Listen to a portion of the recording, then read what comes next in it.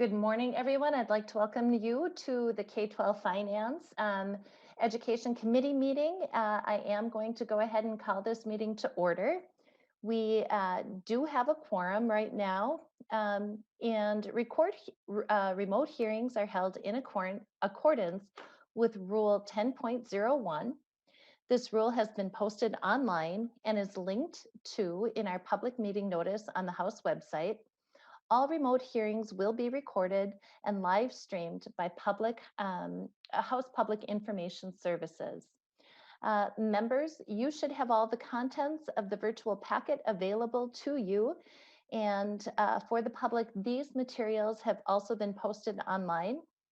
Members, if you're looking for these items in one place, they are all attached in the calendar event that Ms. Burt sent to you today.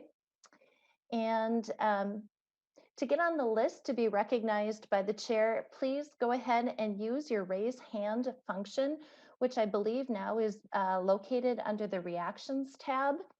And you can certainly, if you're on your cell phone, you can certainly email Ms. Burt to get on that list. And again, I want to keep this hearing as customary or traditional to what we're used to in-person meetings. So if I'm not calling on you, it's probably because I don't see your hand. Feel free to speak up. And I will go ahead and call on you as soon as I recognize you. And with that right now, I think we are going to take our call or our roll. So Ms. Sunderland, will you please take the roll?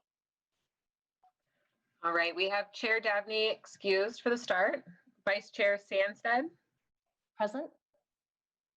Representative Kresha. Kresha is present. Representative Bennett. Present. Representative Daniels. Representative Daniels. Representative Damath. Present. Representative Drazkowski.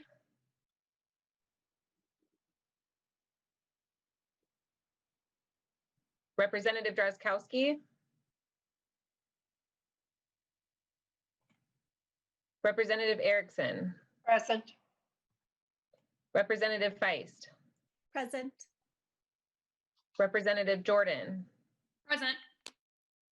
Representative Marquardt is excused. Representative Mueller. Present. Representative Richardson. Present. Representative Thompson. Representative Thompson present. Representative Wolgamott is excused. Representative Zhang. Representative Zhang. Representative Joachim. Present. I'm going to come back to Representative Daniels. Rep. Daniels is working on logging in right now. Perfect. Representative Drazkowski. I see him on the screen here. And Representative. If you don't hear from me by.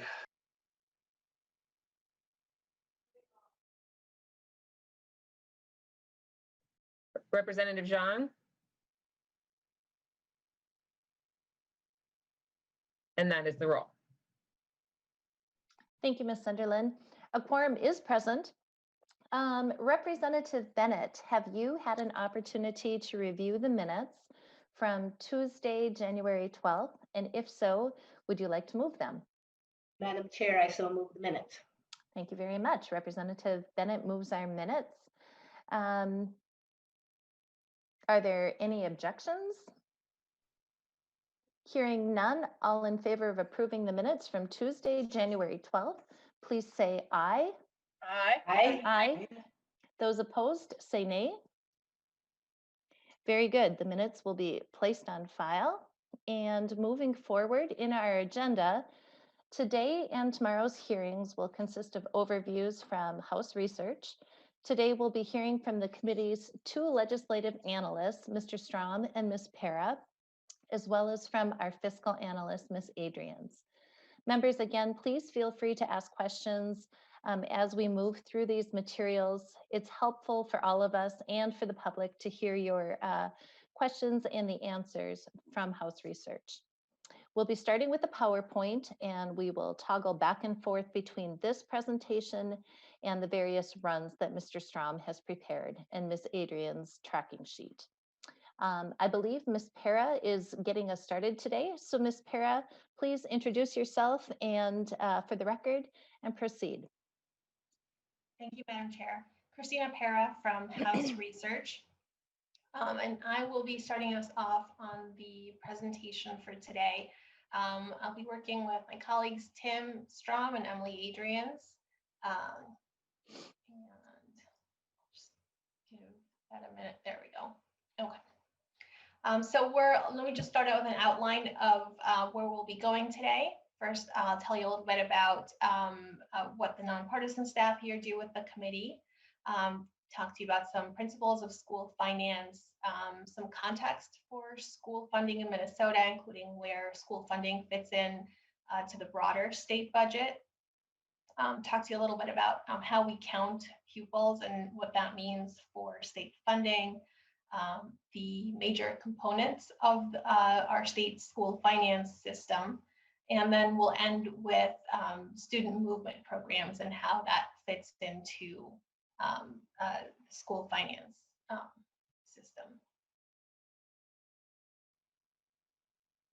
Oh, I'm sorry, I skipped it. Let me tell you a little bit about ourselves. As you've heard, we are part of the nonpartisan staff.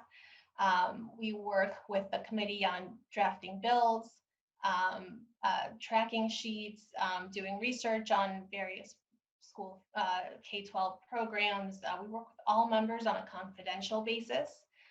We also staff the committees. So normally we would be sitting at the table with members answering any questions that the committee had as the committee heard bills or heard presentations. And that's our contact information that you see right there. So that's the best way to get a hold of us. Reach out at any time with any questions. And we do hope you'll ask questions as we go through today, or certainly feel free to reach out after committee anytime with any questions. Those are our websites that you see right there. We have lots of publications on our websites. And there are two different sites. One is for House Research and one is for House Fiscal. And the fiscal page has more of the tracking sheets, and there's lots of great info there about all areas of the budget, but particularly education, which Ms. Adrians will talk to you about. And we also have two school finance guidebooks on the websites. Well, they're a little bit different from each other, but they have lots and lots of great information and background on all aspects of the school finance system. So that's the finance guide for legislators. That's what that looks like on our website. And it was just updated back in November, so very up to date. And as you go through it, it has details on things like special education, concurrent enrollment, PSEO, different aspects of the, there you go, you can see there's a table of contents there. So again, feel free to ask questions about any of those, but if you ever want to just get sort of an overview of things, that's a great place to start. Or if you want a little more information about anything in particular, say American Indian programs and how those are funded, again, that's a great resource.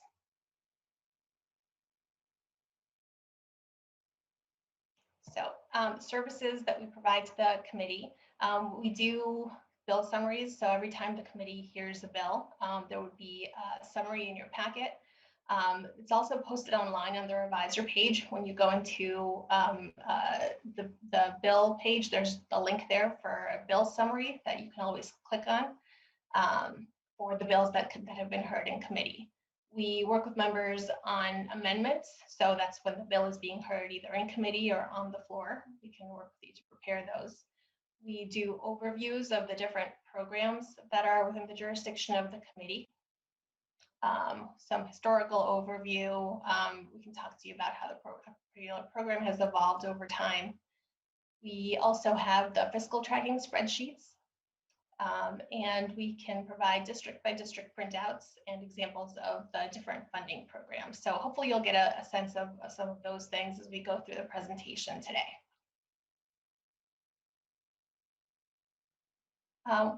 School finance systems, we also often think about certain characteristics. Is funding adequate? Is it equitable, efficient, effective, stable, transparent? So as you think about those principles, those goals, we can provide lots of information to help you evaluate the different programs and whether they're accomplishing those goals, and think about different trade-offs between those goals and principles.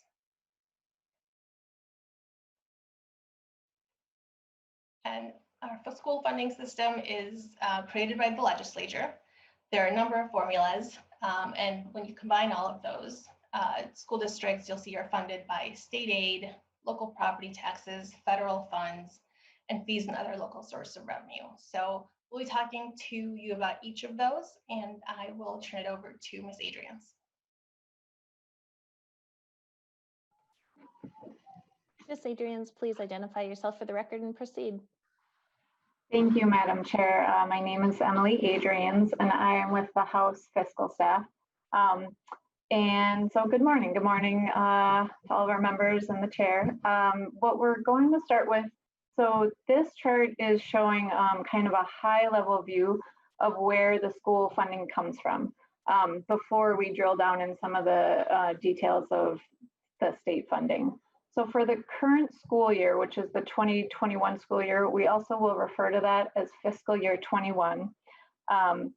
The funding from all of the sources for schools is, you can see here, it's just over $15 billion. Almost 70% of that is from the state, but the schools also receive funding through other sources like local property taxes, fees, and the schools get some federal funding as well.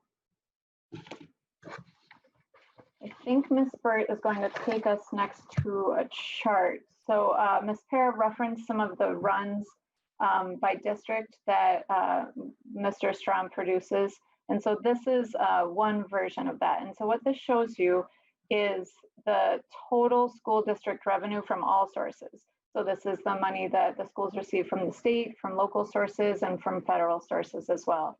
And we will try to orient you to how to read some of these documents a bit more later as we go through. But what this shows you is it lists all of the school districts, and it will include charter schools as well. And sometimes we list the districts in numerical order, so starting, with 1, 1.3, 2, and so forth. In this chart, they are listed the school district that has the highest amount of total revenue in the all funds, and this is showing per pupil. So you can see at the very top, it's showing, it's kind of aggregating the regions. So it combines Minneapolis and St. Paul, then the inner ring suburbs, the outer ring suburbs, and then greater Minnesota, and then the charter schools. And then below that, it lists all of the districts. And I don't know, Mr. Strom might wanna chime in about this for a minute as well. Madam Chair, members, the spreadsheet is one example that Ms. Adrian's put on the screen, is one example of a way we can look at school funding. We try to make sure our documents are accessible, so we post PDFs for the committee purposes, but we can always send the spreadsheet file off to folks to sort, as Ms. Adrian said, however they'd like. This one's sorted from most to least funding per district. And a couple of points to make about this, and we'll get to this more when we talk about students, but Minnesota has 330 school districts and about 185 charter schools, and they're all very different. Some are very, very small, some are quite large. If you look in the first column of data there on the district pupil count, we often refer to that as average daily membership. You can see that the first district listed, the highest spending or the highest revenue district in the state, Princeburg, number 815, only has 9 pupils. So it's no surprise that that in this definition of pupil, it's no surprise that the funding per pupil may look quite different than other districts. You can then see a number of charter schools. All the charter schools have school district numbers in the 4,000s. And you can see there that there's a few of the charter schools that have very high funding as well. those charter schools tend to be the ones that serve primarily a population with high special education needs. And you can see very quickly how that list of total funding per pupil drops by school district. And so always when you look at a printout, one thing to keep in mind is that there are outliers almost always, and averages and the regional totals at top are sometimes a better way to think about what's happening. The fact that one school district shows up with very high or very low funding often speaks to some very special characteristics of that district. But Madam Chair and members, this is an example of a type of printout. This is showing revenue for a year that's over and done with. So this is final, not estimated data. And it's a file we can provide you all, and you can sort and you can look at revenue by characteristic or by source if you want to see by federal funds or state funds or what level is pushing that district to where it is on the list. With that, Madam Chair, I'll turn it back to Ms. Adrians. Members, at this time, before we go back to Ms. Adrians, I just want to do a quick check-in. Are there any questions to this point? And just go ahead and speak up. Okay, I am not seeing anything yet and not hearing anyone. Why don't we go ahead and proceed? Ms. Adrians. Thank you, Madam Chair. And we do acknowledge that we're giving you a lot of information. So even if you all have questions later on, please feel free to contact us or interrupt us later on in the presentation as well. So this chart is now we're drilling down a bit more into the general fund dollars. And so here we're looking at the state general fund and all of the sources that the state has for revenue. So you can see that the individual income tax makes up the largest chunk. It's about 46%. The sales tax is the next largest at 21%. And then there's a fund balance carry forward from the previous year that kind of makes up the next biggest chunk. But so the state has, and this is showing fiscal year 2021, just over $27 billion to spend.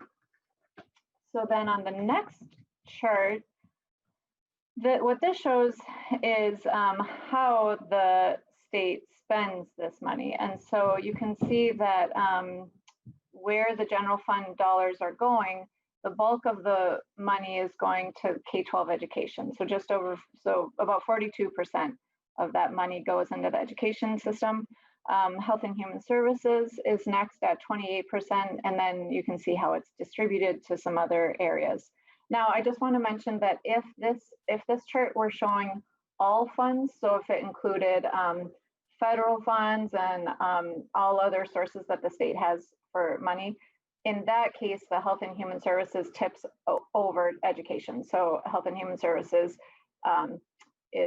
gets more of the funding when we're looking at all of the funds. But when we're just talking about what the legislature has the most direction over, which is the state general fund, K-12 education is the bulk of that spending. So as we said, 42% of the state's general fund budget goes towards schools. This is 42% of all of the revenue that the state is bringing in. The state aid, it's the biggest share of each of the school districts' budgets. So the school districts have a couple of sources of revenue, and the state aid makes up just about 70% of the school district's total revenue.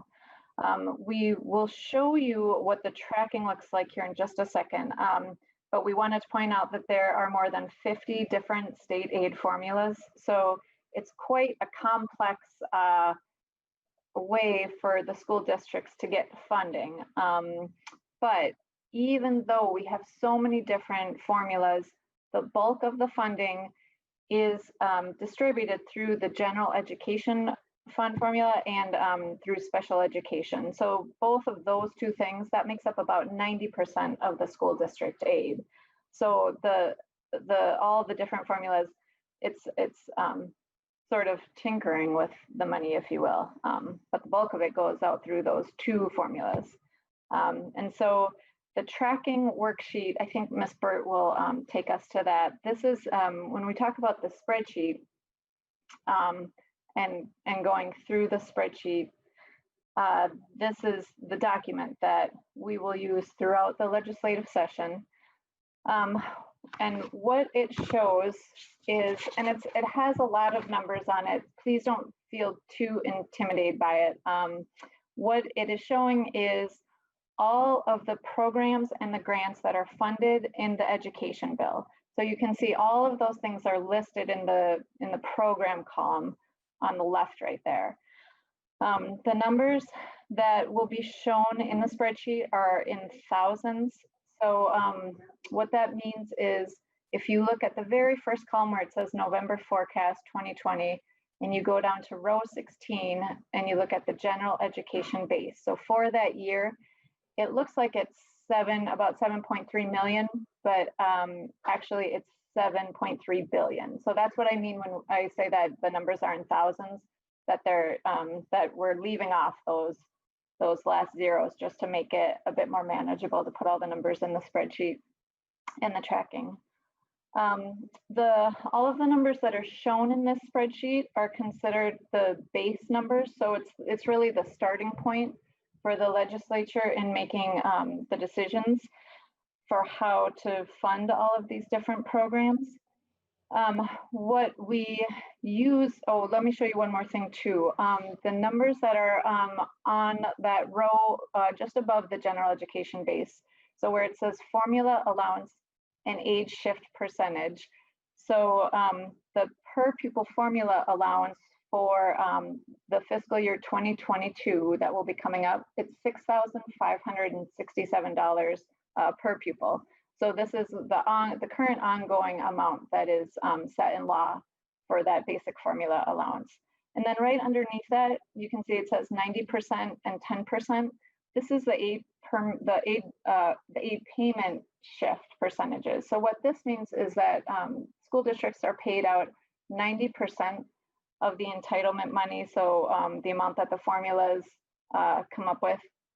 So they get 90% of that in a current year, and then they get 10% of the previous year's final payments. So this gets a little bit confusing, but I think just what you need to know is that we're currently at that 90-10 payment shift, and that the legislature can change it and has in the past. So sometimes to accommodate when there are budget problems and funding needs to be cut, that's one of the tools that the legislature has. We typically use the November forecast numbers. These are based on economic projections that are produced by Minnesota Management and Budget. So that's the majority of the numbers that you'll see in here come from the November forecast. The numbers, we typically compare them to the end of session. So the end of session after June 30th, those would be sort of the actual numbers from the previous legislative session. And I don't have what I compare them to in this year. So if you look at column M, it says the difference between November and October. Typically we compare it November to the end of session, but there was an update to some of the actual numbers in October due to legislation that was passed throughout the ongoing special sessions that we had. So that's sort of the most recent update before the November forecast. And actually, let me talk about the columns. Since there are so many big numbers, it's kind of nice to just look at the gray shaded columns, because that gives you an idea of how the funding is changing from one biennium to another. Madam Chair. Adrians? Oh, I'm sorry. Ms. Adrians, I see that Representative Jordan has a question. Would this be okay to interrupt you at this point in your presentation and take that? Representative Jordan. Thank you, Madam Chair. Sorry, the free-for-all style is just a little different, which is it's not bad. But Ms. Adrian, sorry if I missed this. Can you speak a little bit about why the shift from a 90% to a 10% and unpack that a little bit more for the committee? I'm a new member to this committee, so any background you have there to account for why that's happening would be extremely helpful to me. Ms. Adrians. Thank you, Madam Chair and Representative Jordan. I might let Mr. Strom talk about that. He has a little bit more historical experience with the committee. Okay, Mr. Strom. Madam Chair, Representative Jordan, the shift in school funding is rather unique to that area of the budget. And we'll talk about this in some detail later this session. But when we refer to the total amount of aid that a district gets, it's called the aid entitlement. And that's split into two parts. 90% of that under current law is paid in the current year, and 10% is paid in the next year. And the reason for that is that school district characteristics change throughout the year, and essentially it allows us to make an adjustment as we get final data. So the shift has a purpose from that point of view, but it also has a purpose when the state's budget is in a bad situation, because the state can't borrow. One of its for purposes of funding a deficit, one of its tools that it may use is a school finance shift. And the long story short, the state essentially is on a cash basis and the school districts are on an accrual accounting basis. So the state can delay a payment to the school district and save money on a one-time basis by doing that. The school district is unaffected except for the delay in cash flow, because the school district recognizes that money as essentially an accounts receivable. So the shift has the effect of providing the state, even though it can be painful for the charter schools and school districts, for the state to balance its budget in years when there's a significant financial downturn. We'll have more discussions about this. We've got a 5-page document on the House Research website that explains the school funding shifts in detail. But essentially, for your purposes and for Ms. Adrian's purposes on the budgeting worksheet, the appropriation number is always under current law, is always 90% of the amount we need to pay for the current year, plus the 10% that's remaining for the previous year. It's an accounting tool. The world would be a lot simpler for us all if we didn't have the shift. But it does both allow for these cleanup payments to be made when final data is known, and it also provides this additional budgeting tool for the state. Thank you, Mr. Strom. Representative Jordan, do you have a follow-up, or is your... I do, Madam Okay, Chair. Representative Jordan. Thank you, Madam Chair. Mr. Strom or anyone else, can you talk a little bit about what sorts of shifts would account for differences that you mentioned with that 10%? I assume enrollment is one of those things, and student demographic data, but what are some other measurements that would account for us waiting for that last 10%? Mr. Strom, would you like that one? Madam Chair, yes. Madam Chair, Representative Jordan. A couple things are going on. As Ms. Para will talk about later today or tomorrow when we talk about student movement programs, Minnesota has a whole array of programs that allow students to attend in other districts. So the final number of students can vary. Bills for special services like special education can lag the year. The resident district is ultimately on the hook for these. So there's a lot of data that gets finalized as the school year goes on. One other thing to point out, and we'll talk about this when we get to the pupil counts, Minnesota uses a measure called average daily membership, which is like an FTE count. And so as the year's going on, the district may have in-migration for one reason or another, or may have students leaving the district. And all of these things allow the payment system then to be adjusted with this cleanup payment. Whether the 10% is the right amount or the state could get by with a 95-5 shift, that's a good question. But for most of the years for the last 40 years, the shift has been at a 90%, 10% split. So you could look at whether maybe 2 or 3% is enough for that cleanup, or 5%. There'd be a one-time cost if one went that direction.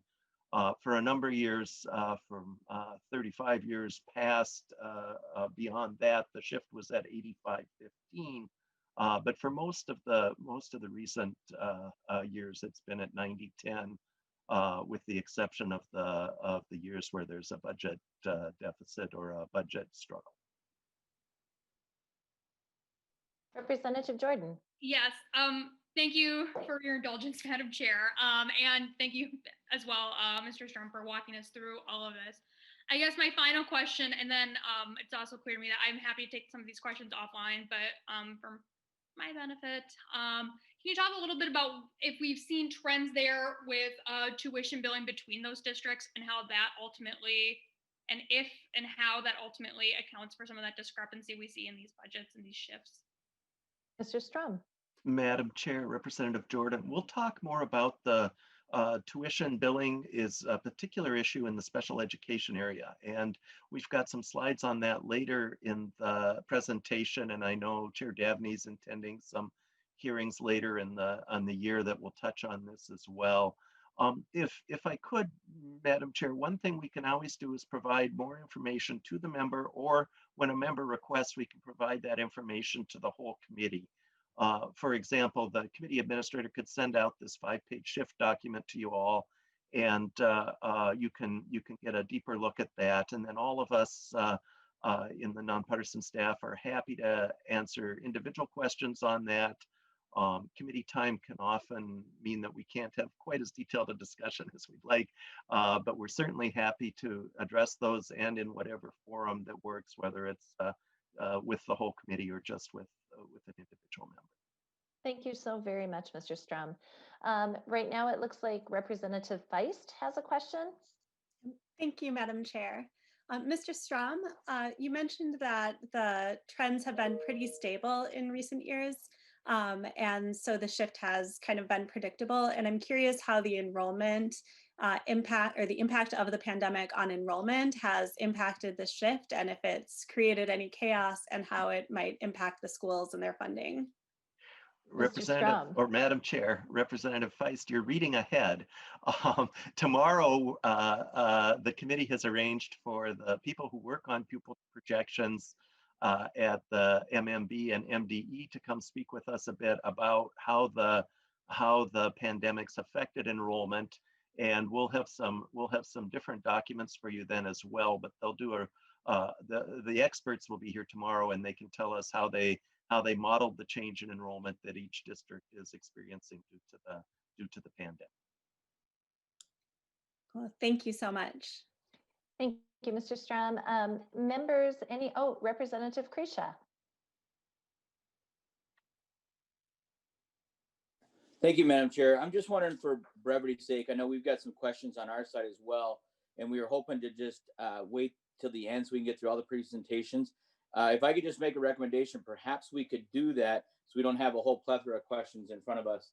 Having sat through these presentations, the staff is usually pretty thorough. So just a suggestion. Thank you, Representative Krisha.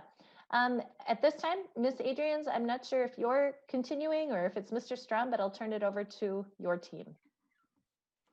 Thank you, Madam Chair. I just have a few more points to make about the spreadsheet if everyone is willing to indulge me. As I was saying, with the gray shaded columns that show up, these are kind of the most useful columns to look at when members are trying to figure out where there have been changes in funding. Typically, there will be some difference between the end of session numbers and the forecasted numbers as we get those updates. Due to the pandemic, this has been a particularly unusual year, but even in normal times, that there will be changes in funding levels from biennium to biennium.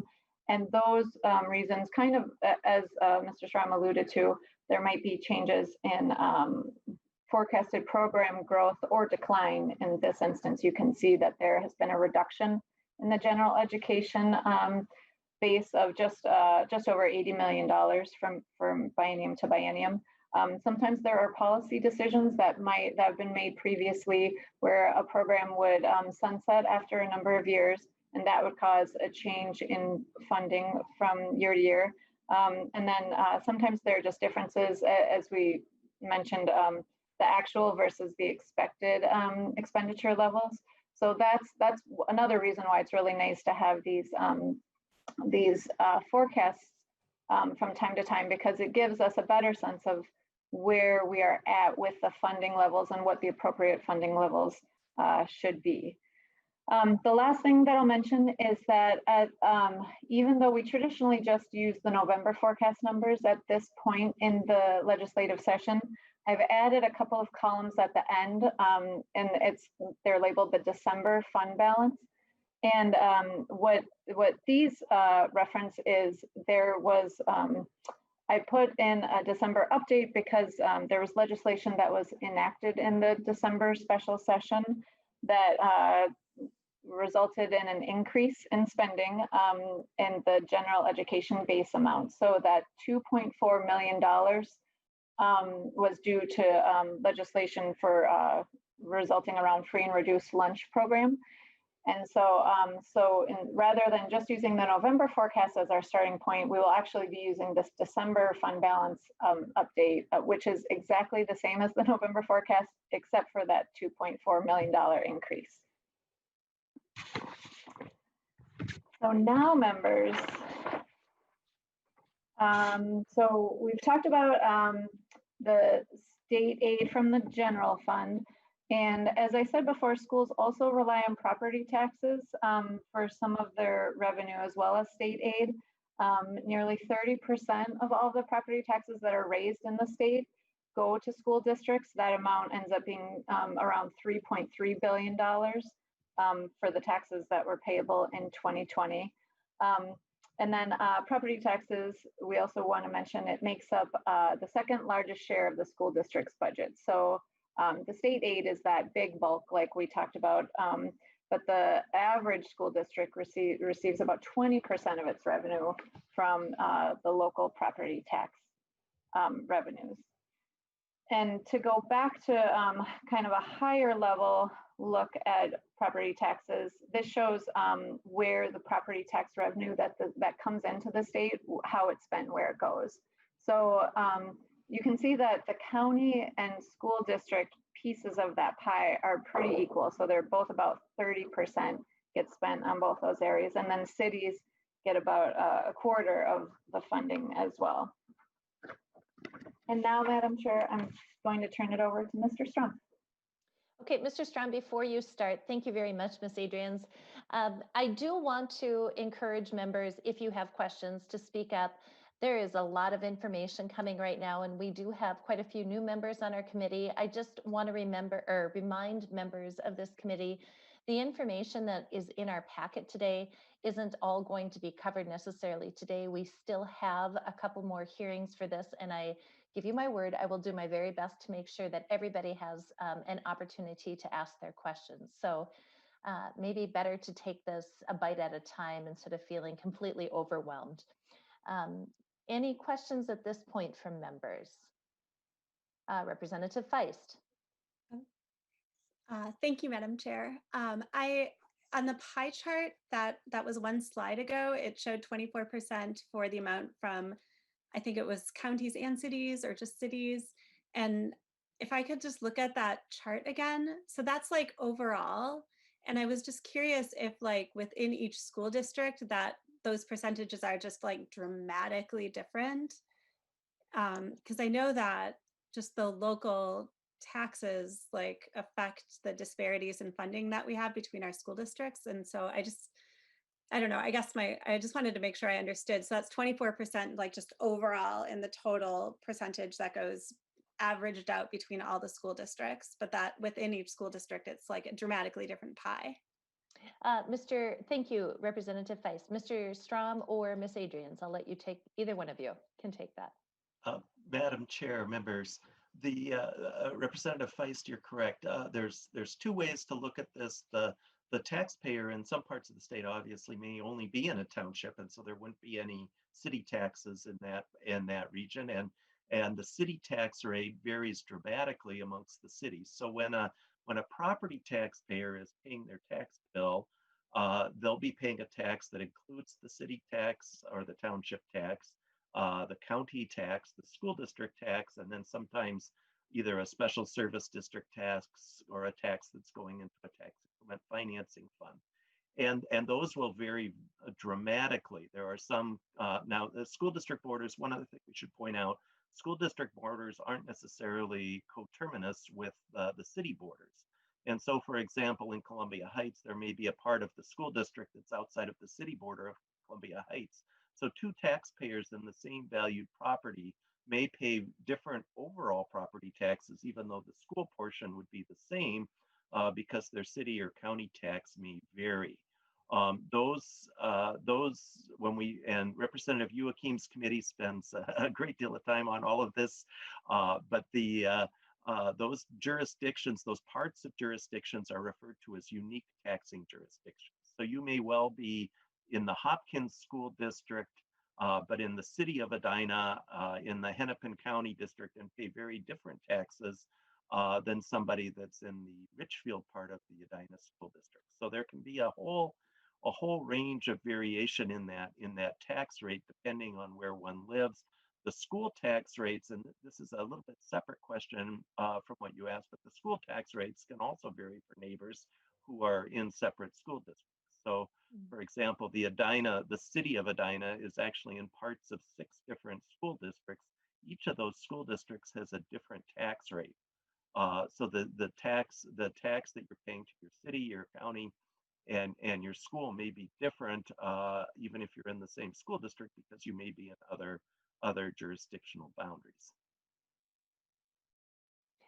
Representative Feist, follow up. Thank you, Madam Chair. I do. Mr. Strom, as a very sophisticated expert, I'm just curious, do you think that if we had a less complex system that we'd be able to more efficiently fund our schools and Mr. more Strom. strategically fund our schools? Madam Chair, Representative Feist, those are the kinds of questions that you as policymakers should address. My job's to describe the system we've got.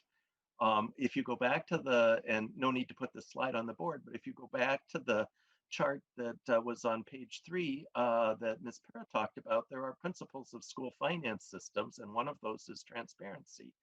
And obviously in Minnesota, this is a place where our school finance system is probably not very transparent. It may be that some of those other goals have been much more important than transparency. But we have a very complicated property tax system. We have 2 property tax bases depending on what type of levy it is. We've got jurisdictional boundaries that change. Some members on this committee from Greater Minnesota know that they've got school districts that cross county borders. They've got school districts where they jog around little bits of cities. There are all sorts of boundary issues that go well beyond our school financing system that exists. Questions about whether 87 is the right number of counties or not. A number of years ago, there was a suggestion that Pine County split itself into 2 counties. There was a bill back in the 1970s that suggested maybe we should go to school district borders that align with county borders instead of having 330 some, and at that time it was about 500 school districts. Instead of having different school district and county borders, why not put those together? And those are all really good questions for you as policymakers to think about which kind of system makes sense. But as a staff person, we're glad to describe those to you. But it's really your decisions about what makes sense, whether perhaps equity as a goal in terms of fairness of tax rates is more important than transparency, or maybe the property tax system reflects a fairness amongst the types of property taxpayers that's more important than the simplicity of describing the system. So those are all really, really good questions for you to think about and really come up in the context of each of the formulas we'll discuss. Thank you, Mr. Strom. Representative Feist, any follow-up? No, thank you so much for humoring me. Absolutely. Mr. Strom, please continue.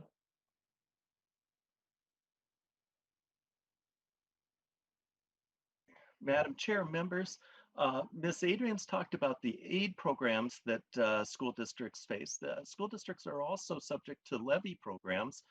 Most of the levies are going to be set by the school board. There's a few that require the approval of the voters, but most of those levy formulas are set by the board, subject to the formulas that the state has put in place. And Minnesota has 30 different levy programs, each for a different purpose. Those amounts can vary greatly from district to district. As I mentioned, a few of those, the operating referendum, the bond sales, which are the bond elections for the sale of GO bonds for purposes of building new school buildings, and the capital projects levy, all three of those generally require voter approval. If you'll go to the separate sheet now to look at these different school levies, we've got these on one page for you, these 30 levies listed, and they're generally listed by fund by size. And you can see at the top of this sheet that Miss Adrian's mentioned that the school levies for pay 20, and that's the payable year that goes with the 2021 school year, of $3.3 billion of school levies. That's property taxes paid in Minnesota that the county processing and provides to the school districts. 1.4 of the, or 1.34 of those are on the tax base known as referendum market value, and about 60% of those $1.96 billion are on the net tax capacity tax base. When we look at the ones that are voter approved versus not voter approved, you can see that's at about an even split of about 1.6 billion each. When we look at those levies, as you go down the list, you can see the operating referendum where the taxpayers have gone to the polls in their school district to approve additional operating money is the single biggest operating levy. That's about $717 million. And then there are smaller ones as you go down the list, things like building lease and other capital. We have a small levy of about $36 million for safe schools purposes. And then as you go down toward the bottom of the list, you'll see some very specific levies for things like ice arenas and severance payments and a few other things. And so the legislature has decided that each of these programs is worthy of having a property tax levy as a part of it. If you look in the middle column, it's a numeric column that shows the number of districts that have each of those levies. You can see a few of them are just limited to very few school districts, while many of those levies are available to districts across the state. And then those last two columns, they show whether or not the levies equalized, and we'll talk about equalized levies a little later, and whether or not an election is required before that levy can be made. The takeaway from all of this, about 30 different levy programs. The formulas for those are set by you at the state, except for those where the voters approve an additional amount, and even those are somewhat constrained by the state in terms of limits on how big they can be. And those levies fall into the domain of this committee as it analyzes the school finance system. Ms. Adrians puts out a tracking worksheet just like the aid worksheet on the levy side and has all the adjustments for each year as well. And you'll see that later in the committee as well. Well, the levy is not really a state source. It is in the jurisdiction of this committee, and it is up to this committee to determine whether the baseline levies are at the right level or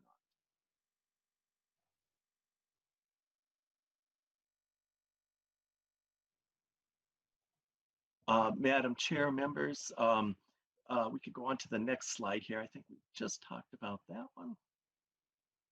When we look at that single page of levies, we can also put that in a pie chart for you, and you can see the relative shares as you go around the pie chart of the levies that are on referendum market value, the two categories on the top right side of the pie, and those that are on tax capacity for the rest of the pie. And then you can see the voter approved portions in the two categories at the top of the pie. We could move on now to the next slide. Ms. Adrians, I'll start. Madam Chair and members, we, as mentioned, school districts do receive some portion of their revenue from the federal government. And so in fiscal year 2021, it was about 5% of the total revenue is to be expected to come from the federal government. Now, this amount doesn't include any funds that are related to the COVID-19 funds. And I believe the department will be coming in and they will talk more about what their expectations are about the funding that will come that's related to COVID. And so that will be in addition to the to this 5% of revenue and from the federal government. These federal funds, they are primarily made up of funding for Title I services. Those are funds that are directed at schools with higher counts of kids from low-income families, for example. There's some money for special education services, and then also for food and nutrition programs. And so the pie chart on the next page kind of shows how that breakdown looks. So the bulk of the federal money goes to nutrition services, about 36%. And then special education is 25%. And then Title I funding and then other programs is the resulting or the remaining 40%. School districts also receive some of their funding from other local funds. These are things like transfers among other school districts, fees for student activities, such as, school games when tickets are sold for the football games or concessions, that sort of thing. Any sales that are for school meals. So for the free and reduced lunch price lunches, that this is separate from that. But so more the traditional fees that they can charge for students, that is money that goes to the school districts. And then there are taconite funds and other county apportionments that schools receive as revenue sources as well. Ms. Adrians, I see that Representative Jordan has a question. Representative Jordan. Thank you, Madam Chair. Ms. Adrians, can you also talk about school trust lands and the impact that revenue generated from those lands has on our local? I know that's another area that I think we sometimes forget about, especially some of my Metro colleagues we tend to forget about. But can you talk a little bit about what that revenue is and where it comes from and the impact it has on our budget? Great question, Representative Jordan. Thank you for that. Ms. Adrians. Madam Chair and Representative Jordan, that is a good question. And I might let Mr. Strom chime in here, but I think you're referencing the permanent school fund revenue that that the schools received. So that is an amount that is set aside that is just for the school districts. And so I think the amount that the schools were receiving, it's in the like $36 to $40 million range that gets allocated to school districts. So each district receives an amount that's equal among all districts. So it's about $42 per student goes out for that amount. And Mr. Strom, I don't know if you want to add anything to that. Mr. Strom? Madam Chair, Representative Jordan, the permanent school fund is composed of the revenue that goes into the fund from certain minerals activities and forestry activities. More than 70% of that money has come from minerals activity, primarily from the taconite and prior to that, the iron ore mining in northern Minnesota. Those funds go into a trust, and it's the interest and dividends on the trust, which is referred to as the permanent school fund, that's paid to school districts each year. Since 2010, those payments have been additional money to school districts. Prior to that point in time, they were simply an offset to each district's other state aid. But the permanent school fund, as Ms. Adrian said, that's now a direct payment, and she had the sizes of those for you. We've got a separate worksheet we'd be glad to share with you that shows the payments over time to school districts from the trust. There's also, because of the way the trust is managed, there's a lot of interest in this fund on the DNR, the committees that deal with the DNR, and there's an office of the trust there's as well, and that office includes links to the biennial reports, which talk about which sources of revenue, the forestry and the mining, and how they contribute to that fund. So those are resources that are available, but the output of that is relatively limited currently at, as Ms. Adrian said, about $42 per pupil that's distributed to school districts and charter schools throughout the state on a per pupil basis. Thank you, Mr. Strom. Any follow-up? No, thank you, Madam Chair. That was very helpful. Thank you. Ms. Adrians, if you'd like to continue. Thank you, Madam Chair. I think now I'm ready to turn it over to Mr. Strom. Mr. Strom. Madam Chair, members, we'll go to slide 20 now. And we want to give you a little context. You're going to pick this up elsewhere. But Ms. Adrians had some charts earlier in the presentation she described about the state general fund budget. And it's really important, we think, for members of this committee to have an understanding of that budget because it helps frame in your minds the portions of that 42% of the general fund budget that get paid out to school districts. One of the ways to look at that information is to look at the forecast briefings, which come out twice a year in November and February, and look at the balance and the revenue and spending. And this is a chart that I think is particularly instructive because it allows members to see how resources are changing between the biennium that's just ending, the 2020-21 biennium, and next biennium, the one you're going to be budgeting for, the 22-23 biennium. And these amounts are shown in millions of dollars. You can see that the beginning balance for the biennium that we're just finishing up came in at $3.97 billion, that the spending was $47.6 billion, and that the revenue was $47.1 million. So in the current biennium, that number following those lines, $527 million more spending than revenue took place. And now if you look to the right, you'll see that same number absent under the baseline budget, absent any changes. The difference between spending and revenue is $1.6 billion. The state's going to be spending $1.6 billion more than the revenue coming in. You can go down below then and see the budget before reserves. And basically what you can see is that budget before reserves is going to be going down because of the way that the spending versus revenue portion looks. Now, the Ways and Means Committee will spend a great deal of time with this. You'll all have debates on the House floor about how best to do this. But for purposes of putting the budget in context, I think it's really helpful to be able to identify that gap between revenue and spending. Next slide, please. And oh, if I could add one more thing about that, when the Department of Management and Budget comes in tomorrow, they'll also be able to speak in great detail about the overall state budget picture. Next, let's move on and talk a bit about Minnesota's school finance formulas. These formulas are all in the context of this overall budget situation at the state level, and in the context of you as Education Finance Committee members responsible for setting both those aid and levy amounts. Remember again that there are those principles of school finance systems that you're going to be thinking about as you look to adjust any of these funding levels. For most of those formulas that we've talked about, those 50+ aid formulas and those 30+ levy formulas, they generally fall into one of three categories. The most common and the largest of these categories is distributing money to school districts, charter schools based on the number of pupils that are served by that district.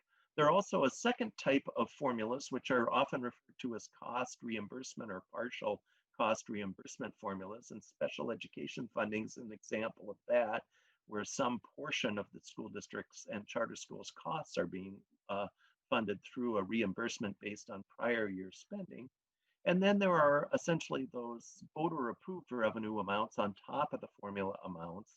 And the three areas where your school districts can hold a referendum are for operating purposes, the ones at the November general election, and then for debt service amounts necessary for school building bonds. This is when a major building or remodeling project takes place in your school district. Usually the mechanism for funding that is that the district goes to the voters and has the voters approve the sale of general obligation bonding. And the bonds then are used to pay for the facility, and over the next 20 years, the district annually levies to repay those bonds. And then finally, there's a smaller referendum that the voters may approve for projects that include capital projects and technology projects. As I mentioned in that first category, the The main way that these aid and levy programs work is funding on a per pupil basis. And for that reason, how we count pupils is very important. We'll talk more with the MDE tomorrow, the Department of Education, about the mechanism for pupil counting and how they think the pupils are going to be different because of the pandemic. But I wanted to point out a few things to you. The first of those is that when we count pupils in Minnesota, we generally count by adjusted average daily membership, and that's really a count of the students served at each school site. We start with the average daily membership, which is like an FTE count. It counts the kids that are enrolled in the district all through the school year. So if a student's there all year, they're going to count as one student in average daily membership. If they're going to be there for part of the year, maybe they move to the district in March, they'll count for the 3 months that they're in the school or the 4 months that they're in school from March until the end of the year. So that's the starting place, is counting the pupils. It's really a count of every day's presence on the school rolls. It's not an attendance count, so it doesn't reduce the funding if a student misses school for a day or is out for sick. It only matters if the student is enrolled there. We then take that count of students and we weight it by grade level. And the students in grades K to 6 are weighted as 1.0, and secondary students are weighted at 20% more. So each secondary student in your school district or charter school counts as 20% more than an elementary student. Those weightings used to be quite a bit more spread out. Secondary pupils, when I first started, were weighted at 1.4. That weighting has fallen over time. And a few years ago, the department reran an analysis and determined that schools are now spending as much on elementary pupils, or almost as much on elementary pupils, as secondary pupils, but our funding system still weights the secondary pupils at 1.2. Mr. Strom, if I may, just take a break right here for a moment. I see Representative Jordan has a question. Yeah. Representative Jordan. Thank you, Madam Chair. And this will be a quick one. Mr. Strom, can you talk about how ABE students or ECFE also contributes to, and how those pupils and how those services relates to our school funding formula? Obviously, Mr. Strom. Madam Chair, Representative Jordan, yes, we do use other kinds of counts as well. And so for the ECFE program, the district's actually being funded on a formula based at the count of the number of students that are below the age of 5 that are resident to the school district. That formula is roughly $150 times those number of pupils. We've got printouts that we can share with you, and the school finance guidebook has an explanation of how that works. For the adult basic education program, that's more like a cost reimbursement program in some ways, in that that's based on the hours of what we refer to as contact services. So the number of hours of instruction provided to ABE students is the biggest part of that formula. That formula, the AB adult basic education formula, has got a variety of twists and turns, but it's got 4 major components to it. And most school districts in the ABE area are in a consortium, so the funding is usually paid to one district of the consortium, and the consortium often has private partners as well who are helping with the adult education program. Both of those, though, are not based on the student count. Those are based on either the count of contact hours in the case of ABE, or in the ECFE's case, on the number of 0 to 4-year-olds in the district. Thank you, Mr. Strom. And I just want to say thank you to the nonpartisan staff. We're kind of used to kicking around different acronyms, and we may be familiar with those, but not everybody is. And so when you describe them, just like you did, Mr. Strom, that's very helpful. Thank you for that. Any follow-up, Representative Jordan? Very good. Mr. Strom, please continue. So, Madam Chair, the next chart on page 23 of the PowerPoint gives you some sense of how pupil counts have changed over time, and we'll talk about the dip in pupil counts that's happening because of the pandemic separately tomorrow. But this chart tries to give you some sense of how all of the school kids in Minnesota's enrollment has changed since 1960. to the end of the period that we'll be responsible for in the budgeting this time around, which is through fiscal year 23, and then for what we call the tails portion of budgeting for fiscal years 24 and 25. And what I'd like to point out on this chart is you can see how dramatically the growth due to the baby boom was in school enrollment. On the top line there, the dark line is public school enrollment. You can see it grew from 671,000 to almost 922,000 students over a period of about 12 years. And then it fell pretty dramatically too. Now, the important point to mention about this is because we have a school finance system that funds on the number of pupils, when the pupil count is growing statewide, it requires an additional amount of money just to provide the same level of support per pupil. When the pupil count is falling, those are really salad days for the legislature. They may be very hard on local districts, but for the legislature, there's fewer pupils to fund each year. And so those boom and bust cycles in enrollment tend to very much drive how the legislature can respond to individual program requests in the school area. The top line splits apart. As members know, in 1991, charter schools were created in Minnesota. The first several years, there were very few students enrolled, but you can see that dotted line on the top shows the overall enrollment in the public system, with the dark line being those in the traditional school districts. So the gap between those two lines is the charter school amount. And you can see in fiscal year 25, the last year listed there, it's our estimate that there'll be about 82,000 students in the charter school system and about 805,000 in the traditional public school district system. Separately, at the bottom of the chart, there's two lines that are important for you as well. The dashed line is the traditional non-public enrollment line. And you can see that the drop in enrollment that happened with the baby boom for publics also happened, but starting a little earlier in the 1960s with the traditional non-public schools, as their enrollment fell from a peak of 158,000 pretty steeply, and then has had very gradual decline since that time. And you can see we've only got data through fiscal year 20 for the non-publics. We don't estimate that out as part of our forecasting, but there are currently 65,657 traditional non-public students. And then in Minnesota, the bottom line there is the number of homeschool pupils. And while you can see that this line started in 1987, that's only because that was the first year that the mandatory reporting was required. And there's some sense that during those first 10 years after the reporting started, that significant growth in the number of non-public or of homeschoolers was due to more reporting compliance. Since that time, since the early 2000s on to 2020, you can see a slight growth each year in the number of homeschool pupils. And again, that's just through fiscal year 20. So that's sort of the sum total of enrollment for Minnesota over the last 60 years. Thank you, Mr. Strom. I see Representative Drazkowski has his hand up. Representative Drazkowski.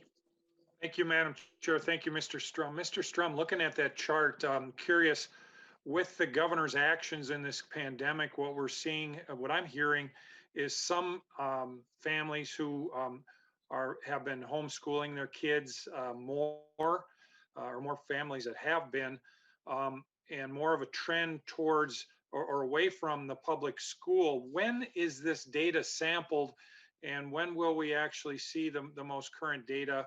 And if there has been any impact from this pandemic reaction or not? Mr. Strom. Madam Chair, Representative Drazkowski, tomorrow.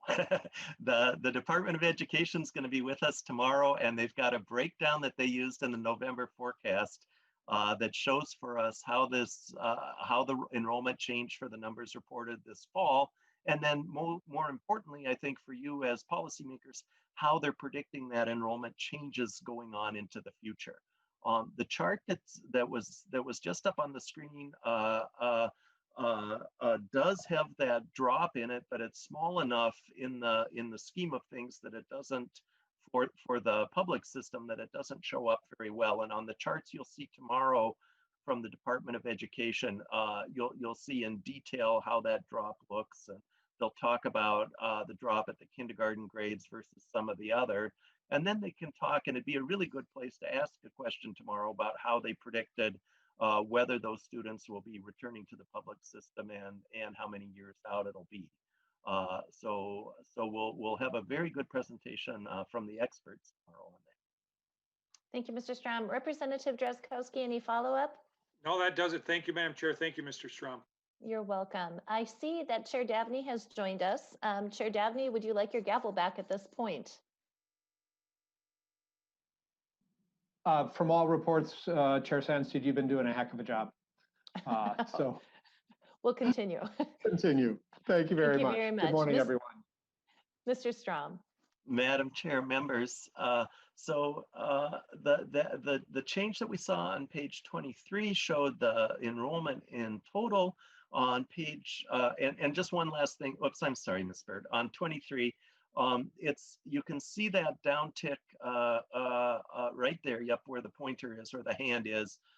It's not very pronounced on this, but tomorrow that's where you'll see the drop due to the pandemic. And then when we come to the bottom, the state's very close to finalizing the fall enrollment numbers, which is where the homeschool and non-public count comes from 21. And I'll be very interested to see how the enrollment there has changed. By all appearances, those numbers should click up. The 65,000 should be up, I would guess. Well, we'll hear from the department tomorrow about that, but both that 65,000 number and the 20,000 pupil number in the homeschools will be clicking up on the data that they show us if they've got that ready by tomorrow. When we talk about the change in enrollment, though, the underlying demographics have also changed fairly dramatically. One of the things we can look at, we have counts from the fall enrollment that allow us to look at several kinds of ways, demographic ways to analyze student counts. You can see on the dark line on the top there that we use a measure of free and reduced lunch for a variety of formulas, not just the meal formulas, but also compensatory revenue. And you can see that grew pretty steadily from 1999 up through about 2014, and then has been decreasing since then with a sharper decrease in the last 2 years here. That maxed out in 2015 at 38.3% of the students in our public school system eligible for free or reduced price meals. The purple line that's dashed with the dots between it is the students of color and American Indian students. And you can see that number increased from about 15% in 1999 up to about 35% for the current year. And that's been a pretty much, you can see the slope of that line's been pretty consistent over that time period. The next line is the green dotted line for special education students. And you can see here that the number has grown from 12.3% up to about 16%.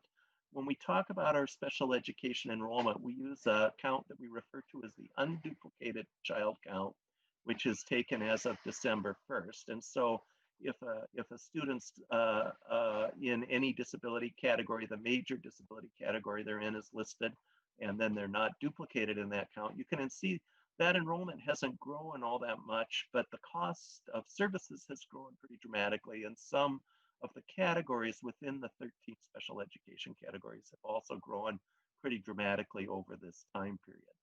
And then the last line on the chart is the red line at the bottom of the chart, and this shows the number of English learner students in Minnesota.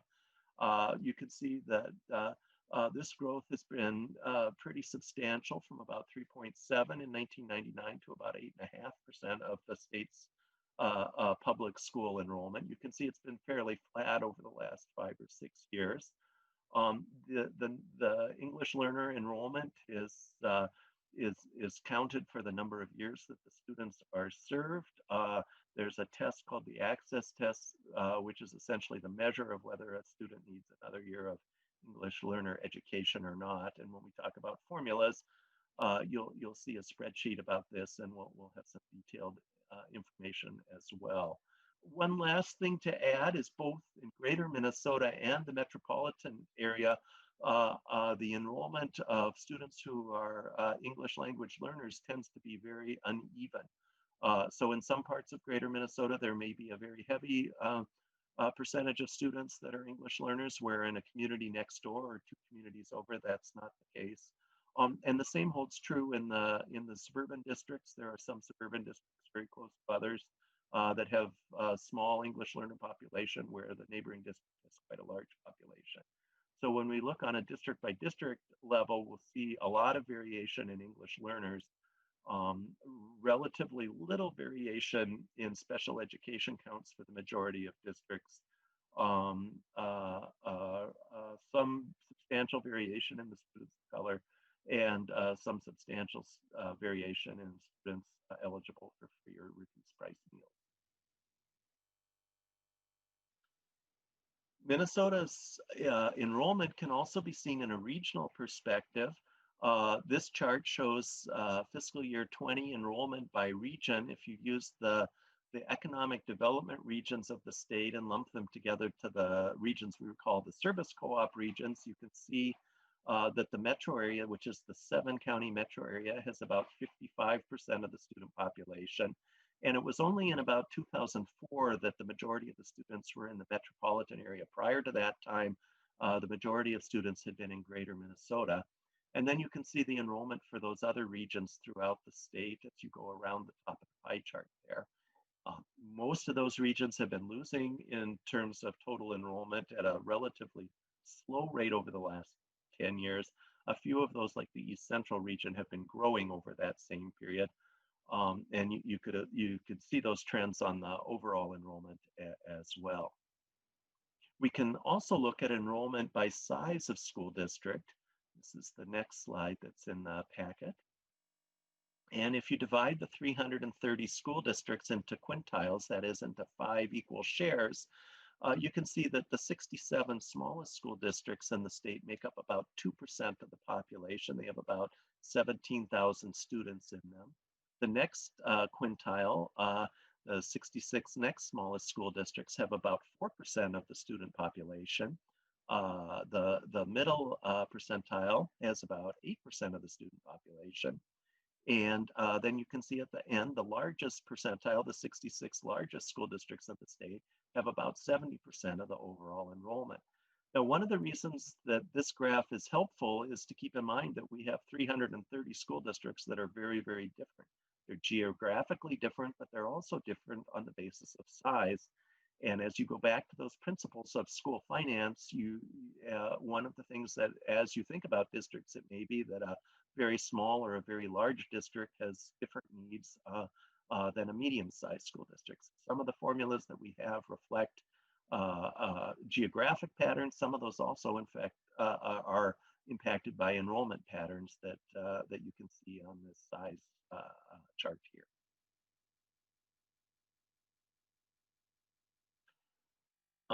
Madam Chair, I think we'll move on next to general education revenue. I just was taking a look at the time here. Would you prefer us to stop here? This may be a good stopping place for tomorrow.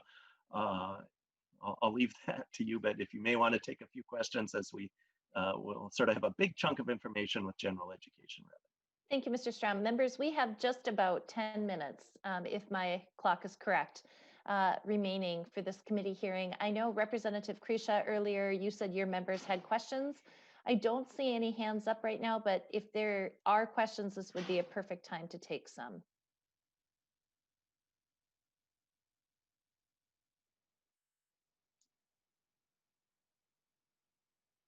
Going once, going twice. Representative Krisha. Yeah, Madam Chair, I mean, 10 minutes isn't enough for us to get into all of our discussions. We've decided we'll wait till tomorrow when we have a more lengthy and can be all coordinated. So just to help the staff out. Very good. I just wanted to make sure you had the opportunity. Mr. Strom, we have about 10 minutes left. Would you like to proceed?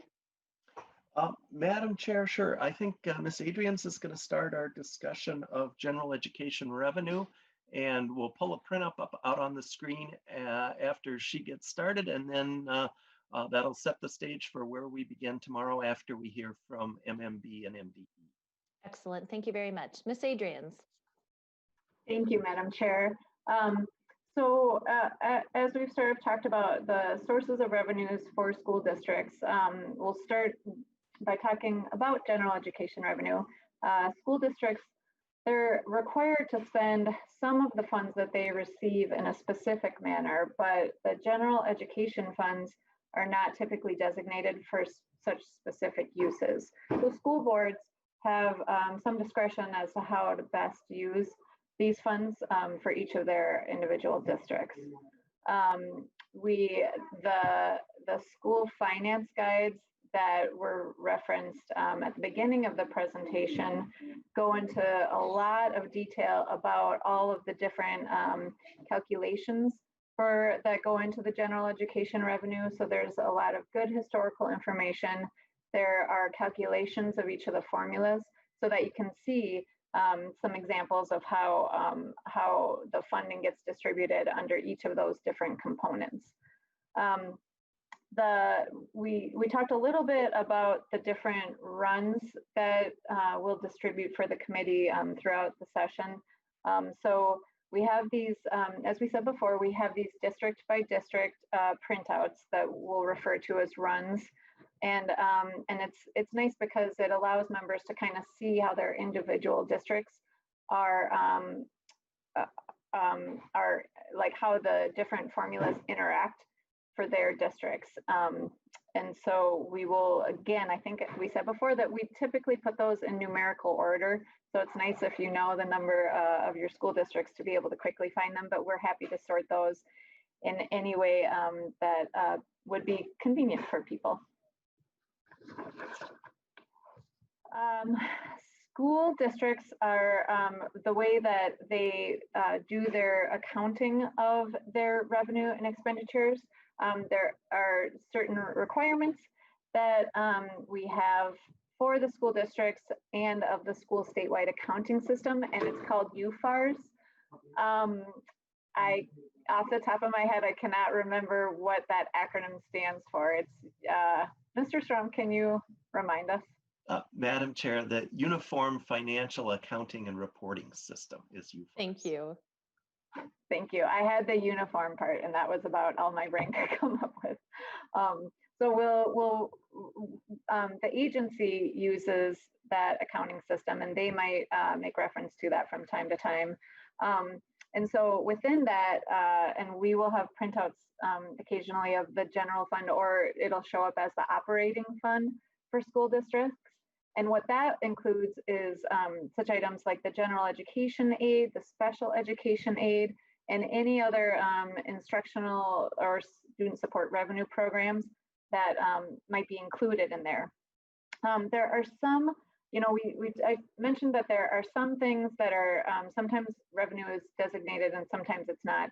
And typically the general fund is pretty wide open for districts, but there are some accounts in there that are reserved. An example of that is staff development funds. They're required to set aside 2% of the basic formula amount for staff development purposes. And there are other accounts for which the revenue was intended that they have to spend money on the services for those things. So such as special education, that's a really big, obvious example. But as I said, the majority of this, their operating fund or their general fund, it's not reserved. So the local school boards and the districts have a lot of discretion over how to spend that money best for their purposes. And then with this chart, oh, go ahead. Go ahead. Thank you, Madam Chair. What this chart shows is this is a nice historical look at how the average per pupil amount of general fund revenue over time has changed. So the dotted line, which is the state aid portion, you can see, so this goes back to 2003. It was just under $10,300 per pupil, or for that ADM that Mr. Strom talked about. And you can see that over time, for that state aid portion, as well as the levy amount, which is the red dotted line at the bottom, and those amounts totaled, there has been a slight but an overall increase in the average amount per pupil. So it was just over the total of the levy portion and the state aid amount was just over $11,000 per pupil back in 2003. And in 2021, it's up to 13,400. And then, Madam Chair and members, the next chart shows the general education revenue by component for this school year or the fiscal year 2021. So the amount that the school districts receive, this $8.8 billion, you can see that the biggest part of the pie chart is that basic formula aid. So we mentioned that before, that it's over 70% of it, and that's that it's the amount that it's pretty flexible, I guess I would say, for districts to spend. And then after that, for the other, or this is within that, I'm sorry, within that general education revenue amount, there are different things like you can see the compensatory revenue makes up about 6%. And then the referendum and local optional, those are 8% and 7%. So they're all the formulas, contribute to this in little ways, but that basic funding formula where the amount per pupil is about $6,500 per pupil, that makes up the bulk of the general education revenue amount for districts. Okay, Ms. Adrians, at this time, I think that we're going to have to pause. And I just want to say a very special thank you to all of the fiscal analyst team and to our nonpartisan research for this very in-depth and thorough overview today. Members, tomorrow we are going to continue working through the documents that you've received, and we'll also have an overview from MMB and MDE that relates to the forecast budgeting process. And members, with that, this meeting is adjourned. Thank you.